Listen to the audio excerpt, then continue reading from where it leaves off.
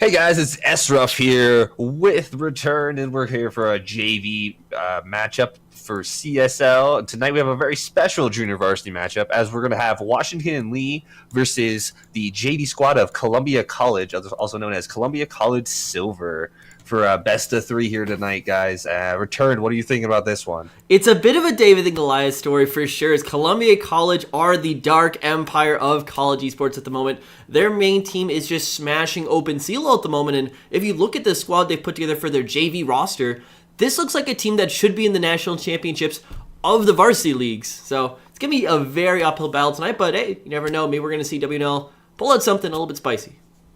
Yeah, it's always interesting to see matches like this because you can get those curveballs getting thrown in either from the smaller side here of Washington Lewis trying to throw quick curveballs in there to get a W, or I would like to see maybe even Columbia College come out with something maybe a little bit nutty or something weird that they've been working on that they don't really want to throw at like maybe a bigger team.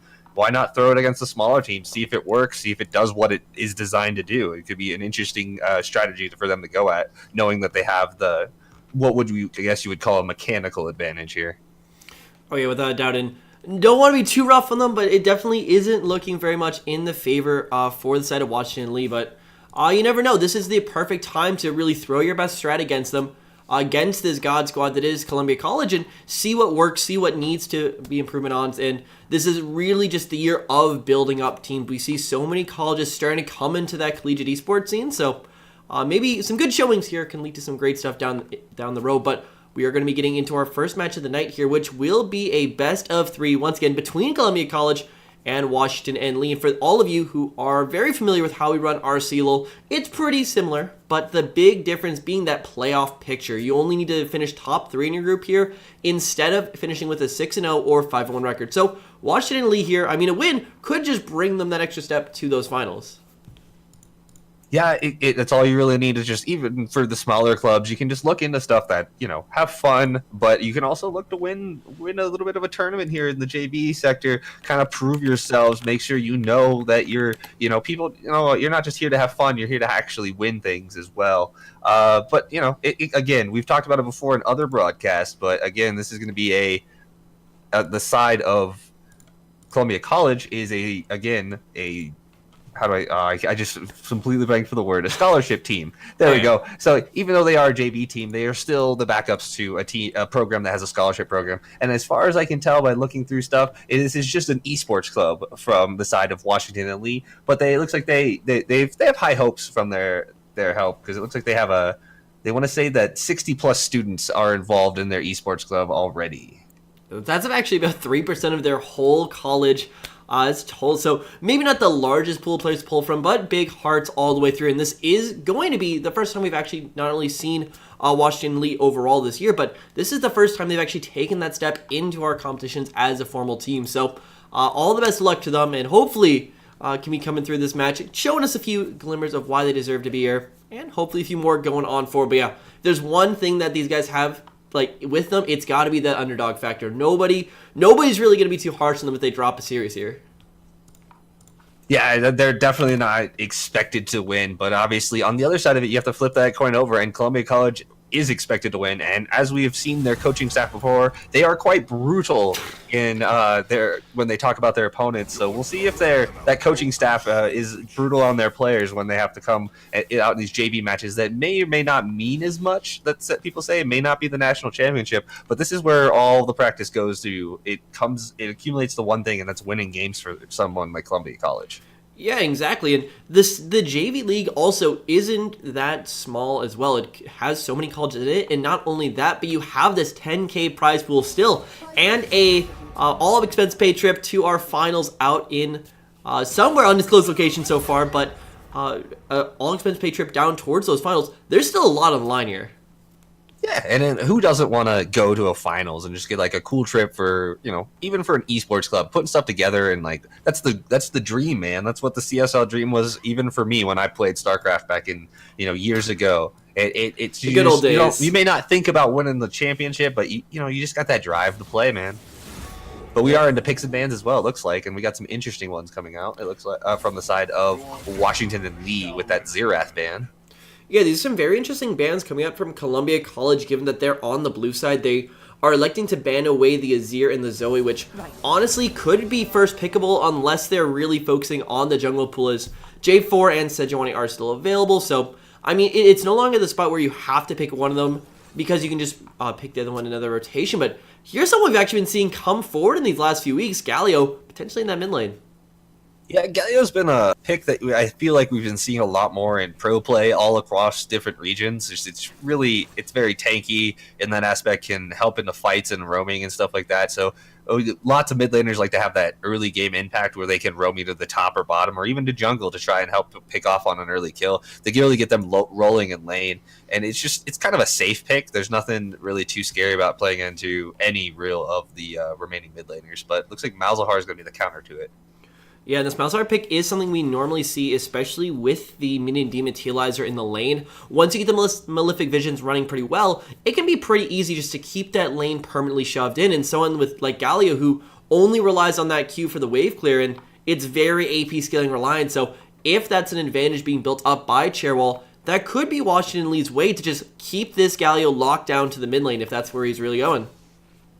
And then we see Columbia College, though, with the answer. This is a very common, like I said, even Galio being a more common pick. This combination of Jarvan and Galio is really, really deadly because it's similar to what I have with a Shen, where you use your Galio ulti to get into a team fight. J4 starts the team fight, and Galio comes in right behind him. It's a very snowball-heavy comp already from the side of Columbia College, especially with that Tristiana there to back it up with the resets.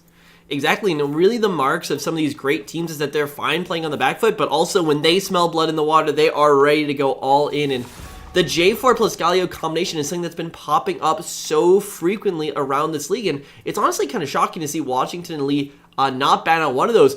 But also, we have the Vayne lock in here, most likely going down to Salad Legs on that bottom side, and oof, they're looking to win this game. I already know where their eyes have to be. Yeah, with the Tarek pickup, it's going to be in our ADC we trust. Malzahar will help with that lockdown when either Galio or J4 comes in, and then Tarek ulti able to come down and keep everybody invulnerable for a little bit of time. Might be the way to counter this possible heavy dive comp coming from Columbia College.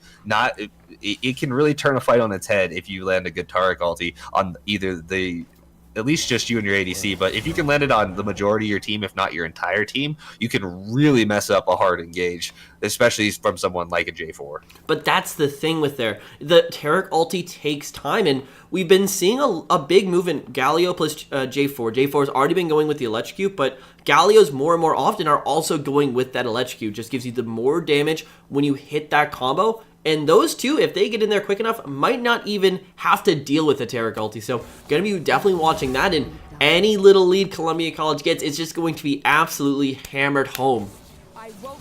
And then we see those jungle bans coming out in the second rotation from Columbia College. Zach and Sejuani going away since they already have theirs. They don't have to worry about it. And we see a Gangplank and a Soraka. The Soraka ban is a little weird. Gangplank makes a little bit more sense to me because Gangplanks have been everywhere, it feels like, lately. Oh yeah, he is the pick in the top lane. Just let him farm up, and eventually he will be a menace going on into those later stages of the game. But they banned out the Gangplank, and they're picking up the Warwick as the response to their first pick. Definitely showing that the Washington League team is a lot more focused on what they're comfortable on rather than what the quote-unquote overarching meta is. And in CSL, I feel like that's probably the better choice. In most situations, you're not playing against a team that's as high of a caliber as I would say as this Columbia College JV squad. But it's normally better to just play to your own strengths. If you play to what you know and you play it really well, or as best as you can without making any mistakes, you can compete, even if the other team has what they would call more meta picks. In this case, I feel like the mechanical difference from the ranks of these guys might be a little bit more. Wait a second. Than they want. Oh, we'll see. That's going to be the Vayne in the top lane. All right, I could see this. Oh, interesting. I just noticed that they locked in that Draven. That's really weird. Okay, here's my bold prediction for this game. Panzer and Charmer are plus maybe Impro if he picks up the early Moby Boots, will just be sitting in top lane for the duration of the match. There is no reason why you cannot just bring your duo combo up there, with already a pushing lane in the Gnar and just repeatedly bash that Vayne over the head. Yeah, I feel like that you are calling that correctly. That this Vayne is going to have a very rough time going into this Gnar in the first place. But J4 on Columbia College's Panzer here going to come in with those early ganks, the flag and drags coming in to make this Vayne's life miserable. And I feel like, well, like you said, maybe not the entire game, but probably for the first while to get the turret down and then free up the Gnar to do whatever he wants. I feel like, though, Gnar is going to be sitting in that top lane for a very, very long time. That's Platypus, actually, for Columbia College. He's actually a challenger player on their team. So yes, this is a JV team with a challenger player. So it'll be interesting to see how Platypus plays into this very unique pick, we'll call it, in the Vayne top lane from Washington and Lee. Once again, the Drake Porter evil empire that is Columbia College does have quite a bit of talent behind them. And yeah, Platypus looking to lead this squad to victory. And when we talk about, Columbia College has a lot of early game advantages on the top side. They can even go balling if they want. The Alistair, Galio, J4, just lay it all on top if you want it to happen. But that's almost going to put Washington Lee on the back foot in that they need to find out ways to turn these plays around. You know that Columbia College is going to make a play somewhere, and as opposed to trying to fight that straight up, because I very frankly don't think that there's any combination that can stop them in the early game. You need to make something happen somewhere else, and that's where it's going to be on top of Boomster. It's going to be on top of Salad Lakes to find those plays around the map. If there's a roaming Galio, you have to out-roam him. Yeah, the matching of roams from the mid lane is going to be very, very important. They're both going to have teleport. Obviously, Galio with the global ultimate being able to leap in there is a little bit different for Malzahar because he can't move as fast. So he's going to have to be on top of it. So I feel like vision for the side of Washington Lee is going to be really, really important. They're going to have to know where this J4 is most of the time, as well as Warwick, the side of Soured Legs for Washington Lee, needs to have some vision to be able to make something happen with those ganks, like you mentioned. Warwick's also typically struggle a little bit early on without that infinite duress ultimate there to lock somebody down, but it's with his new rework, it's not like old Warwick where you literally had nothing to be able to gank except your ulti. At least now you have a little bit of movement speed, the fears, things like that to get in there. But it's going to be interesting to see if Salad Leg's going to be able to find those openings to give Washington Lee a chance when you know this J4 is just going to be all over the map, putting tons of pressure on for Columbia College. Oh, most certainly. And this also brings us to even another idea of, okay, if you don't want to play that kind of roaming game where, it's going to be hard with a Warwick on these early levels to be effective in that ganking game, if you just find a way, if Boomster just starts carrying the game on his back, if he gets the advantage and holds it versus Charmer, he could just deny out Galio roams at all. Time and time again, when that Galio is unable to get going, it's mostly because he is stuck in a lane where he cannot leave. So Columbia College, step one has to be break out that lane one way or another and allow Charmer to really play through this map. Yeah, and like you said, with Boomster needs to hopefully have that minion dematerializer. Sorry, I almost completely botched that word there. But you have mentioned it a lot, that it is a primary part of this Malzahar build, and I really hope he does have it, because like you said, if you put a lot of pressure on that Galio, he can't roam. He needs to stay there and defend that turret. And as many people have seen before, Malzahar with the Malefic Visions, great pusher. So hopefully he has that minion dematerializer here and give them that advantage they need, because Washington Lee, like we said before, underdogs here. They're going to need every advantage they can find. Yeah, and it is a little bit rough that they're playing a very standard style and something that Columbia College is going to be pretty confident matching up into them with. Like, the whole hype around the Gigamite Marines when they came in is they just broke the meta over their back. So these well put together and well coordinated teams like Columbia College, well, they didn't play Columbia College, but that kind of team aren't able to respond properly because they have the game plans in their mind. But when you just break open all the game plans, there's nothing much to fall back on here. So I guess that's kind of what they're trying to pull out with the Vayne, get a very off-roll, off-meta pick. Sure, it's a decently solid solo queue pick into the right matchups, but it's still going to be quite the uphill battle as we do load in here for game number 1. Yeah, I agree in that uphill battle sense. We've seen, you can see ADs like Vayne in the top lane occasionally. Even in pro play, you do see it. And it wasn't the Gigabyte Marines. We all know Hooney, who plays for Echo Fox now in the North American LCS. He is notorious for playing heroes like Lucian and stuff like that. Lucian, though, I feel like is a little bit better of a solo laner with his ability to dash and things like that. Yeah, but when you're I don't talking about believe that HP 73 is at the level of Huni. That is something that I fear for him greatly. I am very much willing to agree with you on the fact that this man might not be Huni himself. Also, big difference between Lucian and the Vayne is just the laning pressure. Lucian is a very early game bully-centric champion that can take a lot of these, especially range into melee matchups, but Vayne needs some sort of help getting through that laning phase. That's why you saw her really come to fruition when you had that tank support, plus fleet footwork, plus relic shield, plus overheal, plus bloodlust, every single thing of healing you can take in the laning phase on the ADCs, and that really just blocked out any downfall she would have in the laning phase. But now she is in the top lane against a ranged matchup, and that is probably one of the most aggressive champions whose name is not Jace in that top lane. And putting that on the challenger himself, Platypus, things are going to get really hairy on that top side. And it's going to be up to HP to, I don't even know if he can stay even in farm. I think he just needs to be very careful with himself, because if Platypus starts taking over that game, there aren't really those responses built into this Washington Elite squad. Yeah, it's going to be rough to see how it comes out here for HP 73 on this Vayne. But no early aggression as we can see now. So, but I agree. This is going to be an interesting matchup in this top lane.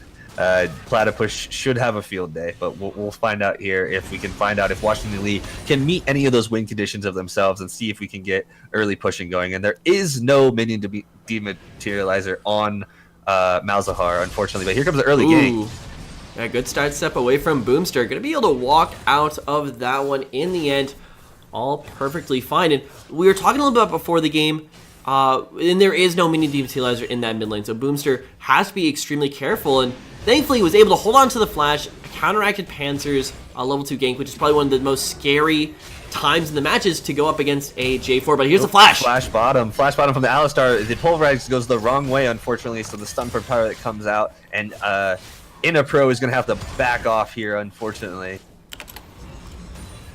Yeah, playing that one kind of rough. Over in the mid lane, though, Boomster's already completely out of mana. He is spending that, trying to get that pushing game going. And a big thing with Malzahar is you have a very rough time getting this early laning phase off. Your Malefic Vision just doesn't do that extra bit of damage you need to actually break through those waves, and you need to wait till about that level 4, level 5 mark before you become this efficient wave clearer. Yeah, and also, as you mentioned, dematerializers earlier, there's actually a dematerializer on Andrew for the side of Columbia College. I think that's fairly interesting. Oh, we got a fight going out in the top lane, though. It looks like a 3-on... or no, it's not a 3-on-1, sorry. I misread Panzer's name and thought he was on the other team. I was like, why are there 3 people in the top lane this early? But a 2-on-2 kind of back and forth going there. Salad Lakes keeping his teammate covered in HP 73 on that Vayne, making sure that he's safe there, even though he's getting pushed under his own turret. And Panzer now does have the liberty of having 3 of these winning lanes on his side of the map, as I'm also realizing. Some of these champions aren't quite lining up. There we go. That is a support Taric, not quite in the jungle. Unfortunately, maybe we'll see that game number 2. But all in all, he has 3 winning lanes for Panzer. What this allows him to do is just have complete control of all of this vision. He's already sealed away camps. Another re-engaged bottom from the side of Inapro. Heal comes out from Andrew, but First Blood's going to go over to the Draven in... I don't even know how to say that right, but I want to say it's Berg is me, but it's Bjur is me, it looks like. And they're still putting the pressure on Andrew. Washington and Lee take First Blood on what I would probably call the over-aggression from the side of Columbia College's bot lane. I mean, Bjuri is me. He's just playing Draven. You have to respect that early damage. I don't care how good you are. If you let the man auto-attack you enough, you're going to die. That's just how League of Legends works. And Impro doesn't even get off the Ignite. They aren't realistically looking for a kill, but they blow absolutely everything trying to get in there. And that is probably the one member, maybe Save. Actually, it's one of the members. I guess if you're talking about the worst member to get fed on the side for Washington Lee, it's going to be Boomster holding out that mid lane. But once again, overall, that's not how you want that lane to go. And Andrew, you don't have to show off. You just grab that CS advantage, show that you're the better laner. But right now, it's kind of Andrew in lane lull.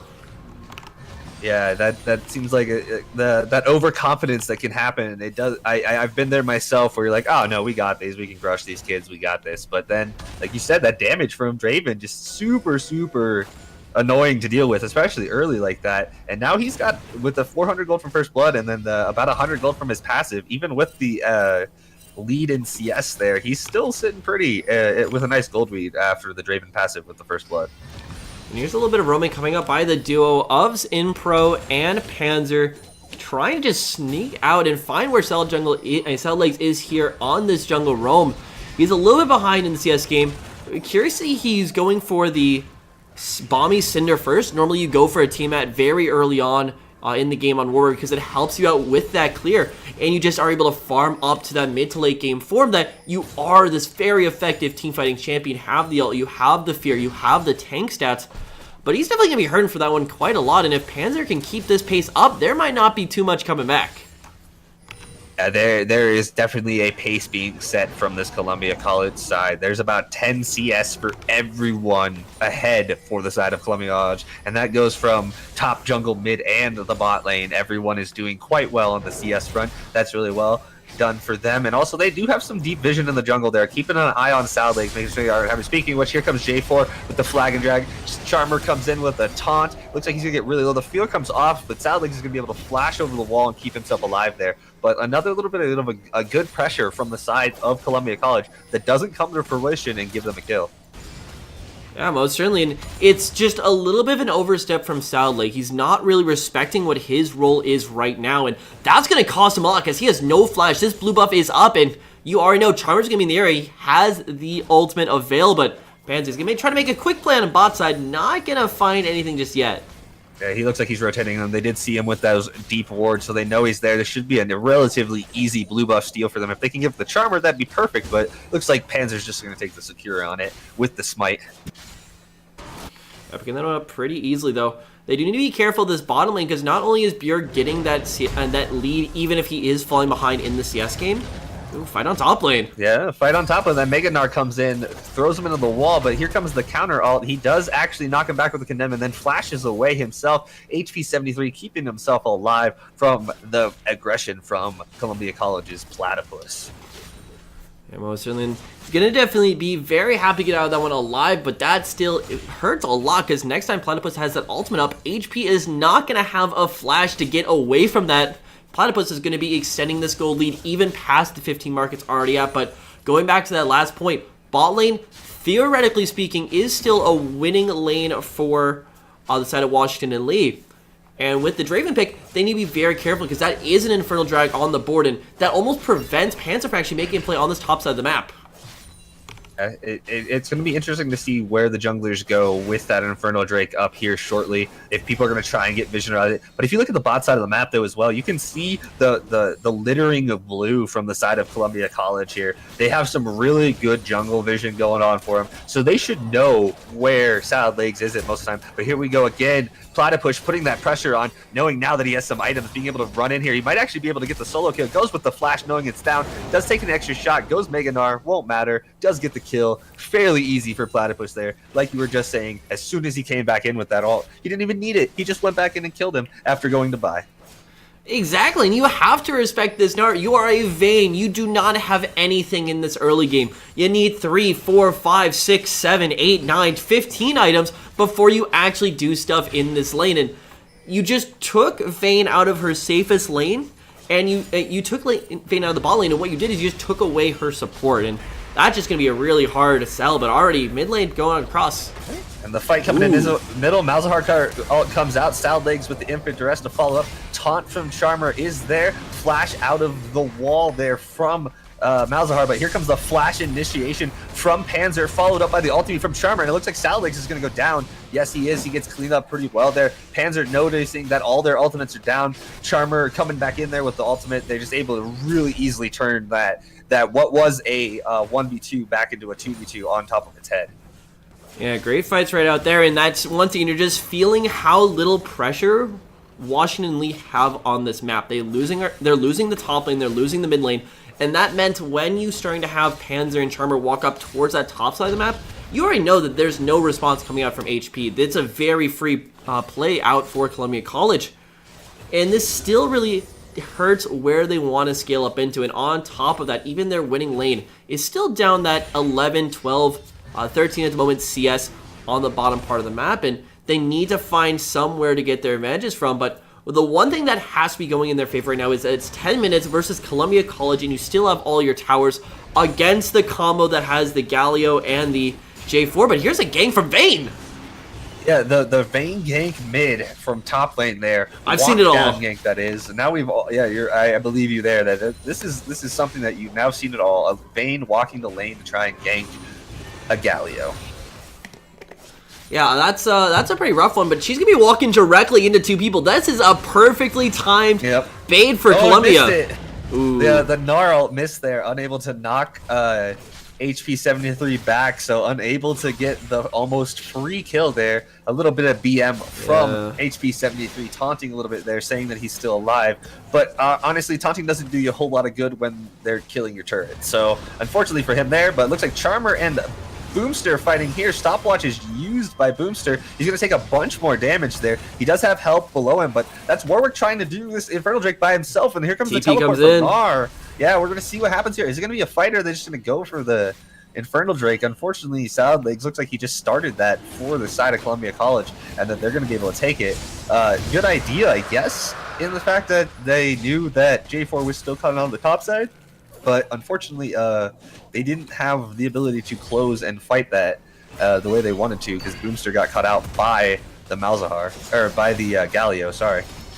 And that's just the pressure being put down on that middle lane. And Bjerg, I mean, he may be down in CS, he's picking up right now, but he is still Draven, he still does damage.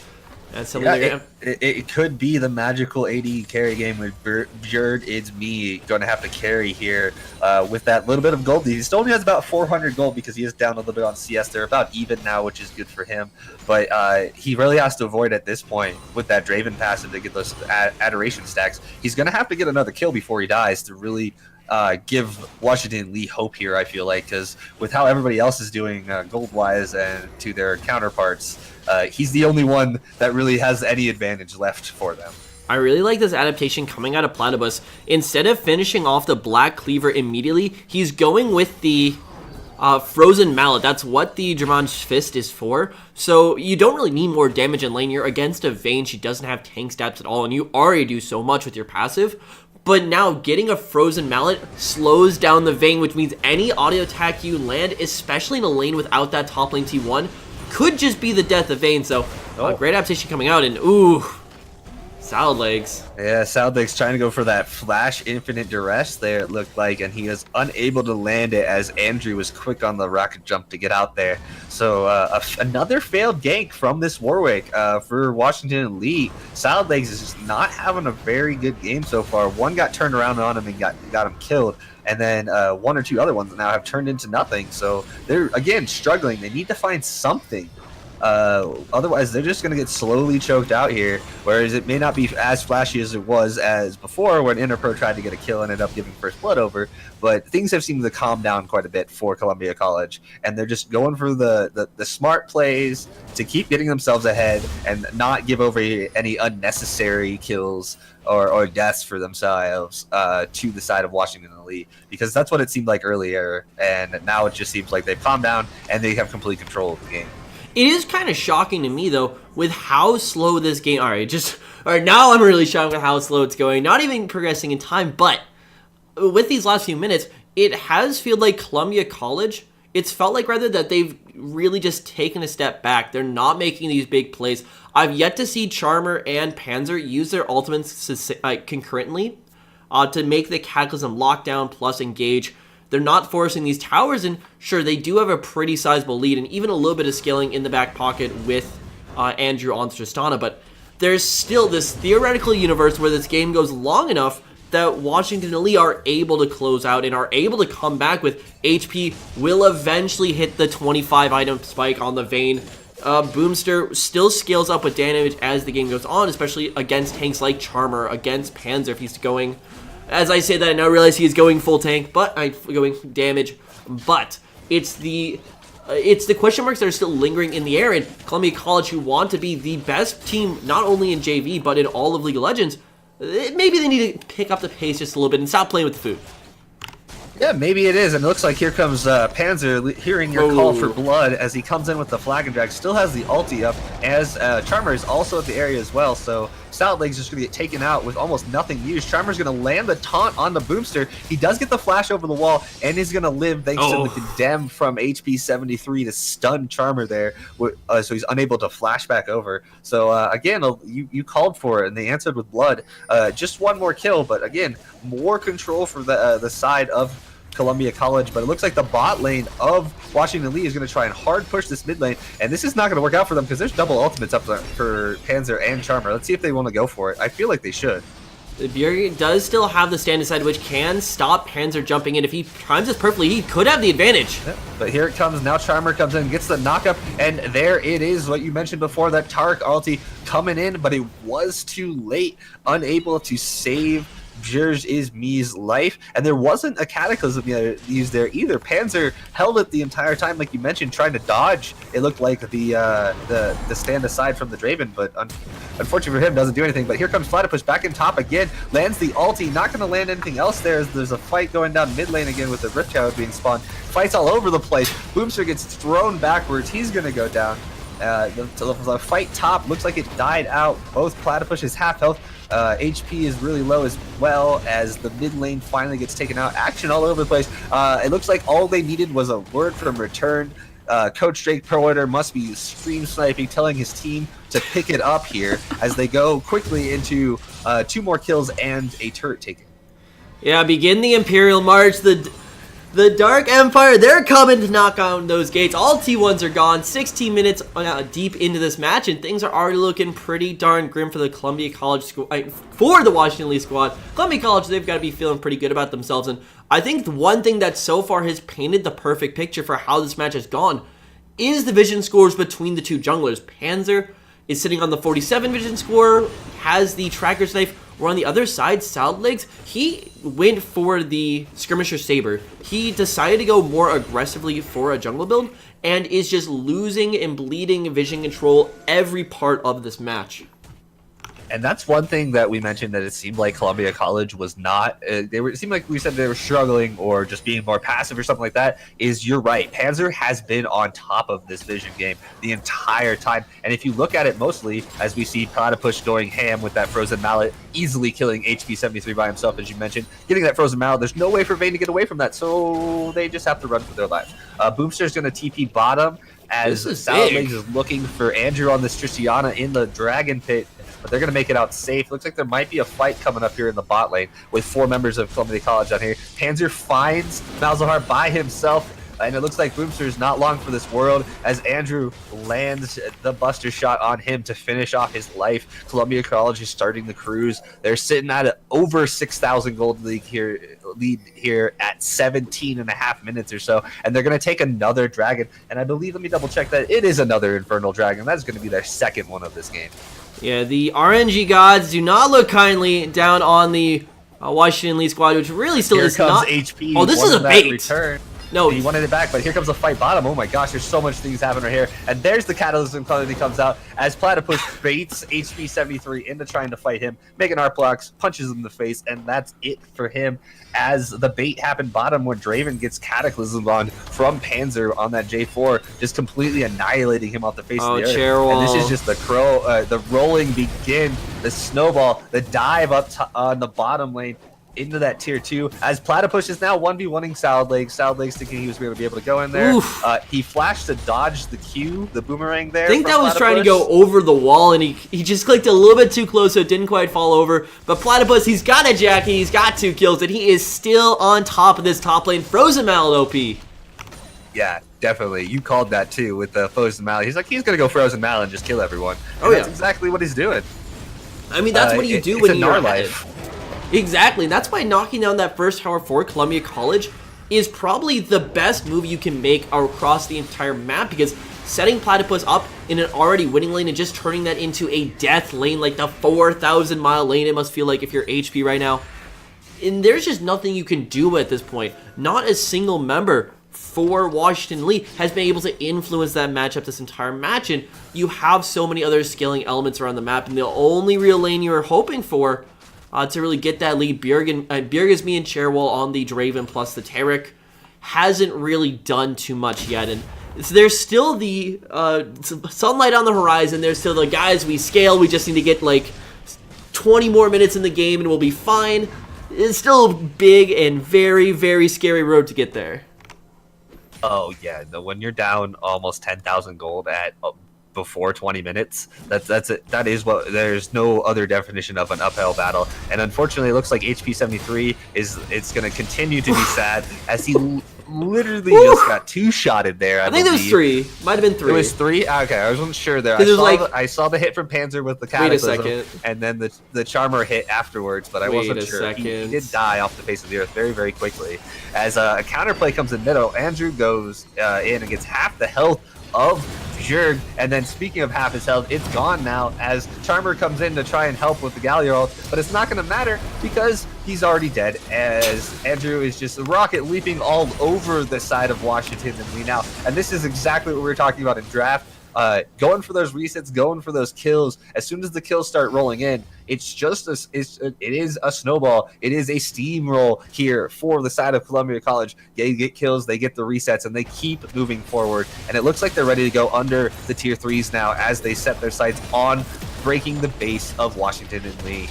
Here's the big question mark for me, though. I mean, obviously, like the number one thing this game, Bjergåsmi is taking the Gathering Storm, which means he already is specking into sorcery. He's specking into sorcery as his primary, so that is the summon Ares on the main summoner, which really is gonna it's gonna hurt his late game damage potential, and that potentially is influencing a few of these matchups. That would definitely explain why in some of those early lanering phases that Bjerg is able to get a little bit more damage on the front foot there, especially when CC Andrew and Anipru try to make those early plays, but maybe not so much in the late game. And definitely Washington Lee embracing the Jin Air Green Wing style of let's hit the 95-minute mark and go from there. Because, I mean, if they do, and if they're all taking Gathering Storm, maybe there's something left in the tank, but they've got to be running on fumes at this point. Yeah, there's what do you do here as the side of Washington Lee when you're down this much gold against a superior mechanical team? Where you're just struggling to make anything happen? Are you just looking for the next game here, or are you trying to make a play around Baron? No, with 100%. I think Misty Stumpy in the chat said it best. Like, top lane Vayne isn't very effective, and there's not much hope left. All it takes is one more big play from Columbia College to just completely shut this match out. There's, once again, just nothing left for them to do. And the issue is that when you're trying to put together a team, the thing you need to keep in mind is you have to. Every team has its own strengths. Every team has its weaknesses, and you need to focus on bringing out your strengths while pushing down some of your weaknesses. And these lanes, they've basically looked at Columbia College and said, "Yeah, we will take you on the mechanics matches." They picked Draven as their ADC. They picked a Vayne in the top lane. They want their individual opponents to win lane against these 2, 3, 4 tier higher partners, and I think if they really just focused on the team play, keep it simple, get the lanes that they know they can play, there is still the potential for them out macroing just a little bit Columbia College towards the mid game, towards the late game, maybe find that one perfect play, but they're really trying to play Columbia College's game at this point, and that's not one they're going to win. Oh, speaking of playing their game, Charmer almost deleting Bjergåsmi off the face of the earth right there with his regular combo of taunt to follow it up from the Galio. So he's really low, and now he opens up onto the Vayne right afterwards, and here comes the resets as Trish's rocket jumps in, followed by the Cataclysm from Panzer. They've taken out 2 already. There goes number 3 in the Draven, and Taric, this chair wall not long for this world from Washington and Lee. And here comes the ending, the quick teleport to the super minion in the middle lane from the side of Charmer, and now they're going to go in right on top of Salad Legs. They get the ace, and this is going to be the quick cleanup here. Still, we might have faulted them for saying that they weren't really going too fast here from the side of Columbia College, and maybe they turned it off a bit, but you know, maybe you have to do that after you give over First Blood really easily in the bot lane when you probably shouldn't. But in the end, and in under 24 minutes is the win of this first series between Columbia College and Washington Lee, going to Columbia College. Can't say I expected too much to be different there. Columbia College finally hits that point around the 15-minute mark where they just make play after play. All of their advantages just cash in all at once. And once again, there's just nothing left for the side of Washington Lee just to do. Very well played for Columbia College, and I'm very curious to see what Washington Lee are going to go forward as their next adaptation, because, I mean, Vane, that's baby stuff. I want to see the Mordekaiser come back out. I want to see Maokai support. I want to see, like, Ziggs ADC. Just give it to me all. Give it all to me. He just won it. He won. I want to see a Nocturne. Come on. Yeah, we'll see. I mean, honestly, like you said, they need to try and focus on winning a lane, because at that point they had a bunch of champions that were like, "Oh, we're going to win our lane by ourselves." They need to win a lane as a team. Somehow they need to put somebody sturdier in the top lane. I feel like, who can, not Vayne, obviously, probably just a tank, just to sit there and just be able to withstand the storm that Platypus is going to bring. Because obviously after that game, showcasing that he knows what he's doing a little bit, and it makes it look easy. Also, throwing in the playbook, maybe don't first pick the Vayne. I mean, they try to play around it, but giving over the J4 plus the Galio in the first and second rotations, I don't care what lane, if that's even a Vayne in the jungle, that is not going to survive any amount of time at all. Yeah, it's just going to be completely, like you said, null and void. Even just picking a Vayne against an R, it's like, all right, cool, you're dead. Next game, please. It's just, it just seems wacky, but maybe that was their strat, was they picked the Vayne and like, oh, wait, they picked a Trist, we have to pick this Draven because we know it will work. Maybe that was the idea behind it. I'm not entirely sure what else it could have been, to be honest. Exactly, but we are going to have to get prepared and ready for our second match tonight, give these guys a little bit more time to come up with those strats and come up with those sick picks. Make sure you guys let us know in chat what you guys want to see coming out here. But yeah, stick tight. We'll come back with just a little bit more of that CSL JV goodness. Stick around.